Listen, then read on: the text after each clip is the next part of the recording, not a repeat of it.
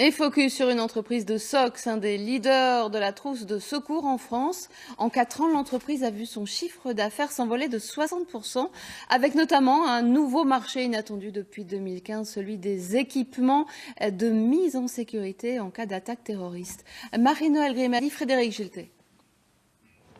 Les radios. Des kits comme celui-là, cette entreprise de SOX en a vendu près de 10 000 l'année dernière. Là, du ruban adhésif pour calfeutrer les fenêtres, des masques.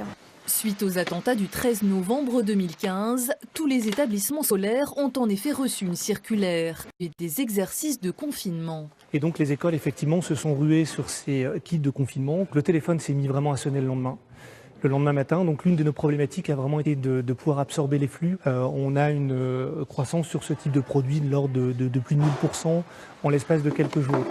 Un marché dont se serait bien passé l'entreprise, car lié aux attentats.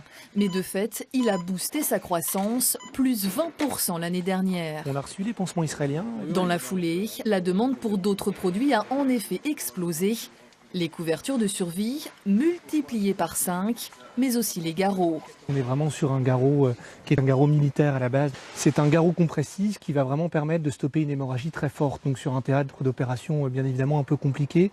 Donc ça c'est typiquement le genre de produit qu'on a sorti récemment. On partirait sur une vingtaine. Après un an de très forte activité, la demande commence seulement à retomber pour les commandes liées aux attentats. On est sur un marché qui est en léger décroissance et tant mieux heureusement. Mais sur une problématique qui reste réelle aujourd'hui et donc beaucoup de personnes qui ont compris qu'il fallait être équipé. En 2 ans, l'entreprise est passée de 30 à 45 salariés. Elle envisage même de déménager pour continuer à s'agrandir.